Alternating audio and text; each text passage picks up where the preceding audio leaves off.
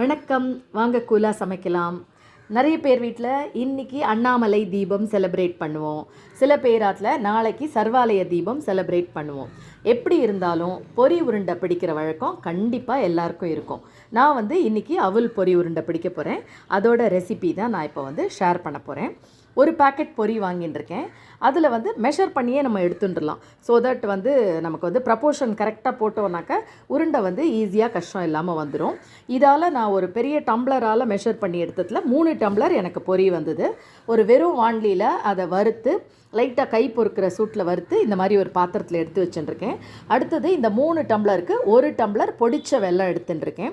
அது கண்டிப்பாக பாகு வெல்லம்னு கேட்டு வாங்கிக்கோங்க. அப்போ தான் உருண்டை பிடிக்கிறது நன்னா வரும். ஸோ இந்த பாகு வெல்லத்தில் பொடிச்சு போட்டுட்டு கரெக்டாக முழுகிற அளவுக்கு ஜலம் விட்டால் போகிறோம். ஏன்னாக்கா ரொம்ப ஜாஸ்தி ஜலம் விட்டுட்டாலும் நமக்கு அந்த பாகு ஃபார்ம் ஆகிறதுக்கு ரொம்ப டைம் எடுக்கும்.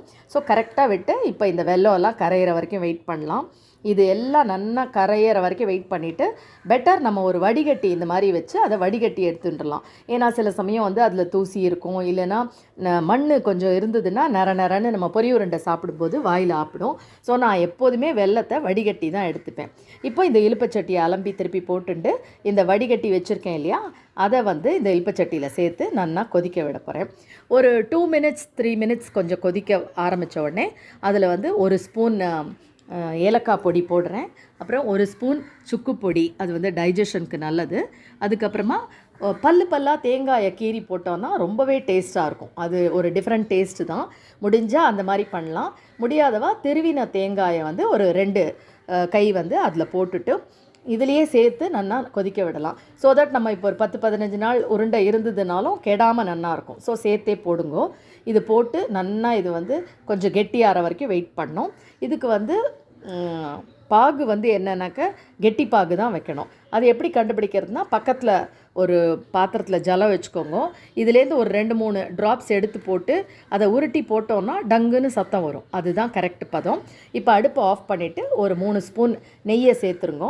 சேர்த்துட்டு இப்போ தைரியமாக பாகு ஜாஸ்தியாக இருக்குமோ எதுவும் நினைக்க வேணாம். நம்ம ப்ரப்போர்ஷன் பர்ஃபெக்டாக போட்டிருக்கோம்.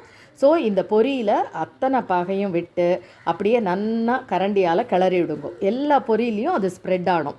அதை அப்படியே 1 நிமிஷத்துக்கு வச்சுட்டு அரிசி மாவை பக்கத்தில் வச்சுண்டு இப்போ கொஞ்சம் கை பொறுக்கிற சூட்டில் இருக்கும். முதல்ல ஒரு உருண்டை எல்லாத்தையும் பிடிச்சி போட்டுருங்க. நான் எப்போதுமே ஒரு பருப்பு தேங்காய் மாதிரி சுவாமிக்குன்னு 2 பண்ணி வச்சுட்டு சின்ன சின்ன உருண்டையாக தான் பிடிப்பேன். அடுத்த ரவுண்டு நம்ம நெய்யை பக்கத்தில் வச்சுட்டு திருப்பி இந்த பிடிச்ச உருண்டையை இன்னொரு வாட்டி அழுத்தி பிடிச்சோன்னா ரொம்ப நன்னா வரும். ட்ரை பண்ணி பாருங்க. Wish you all a very happy Karthigai.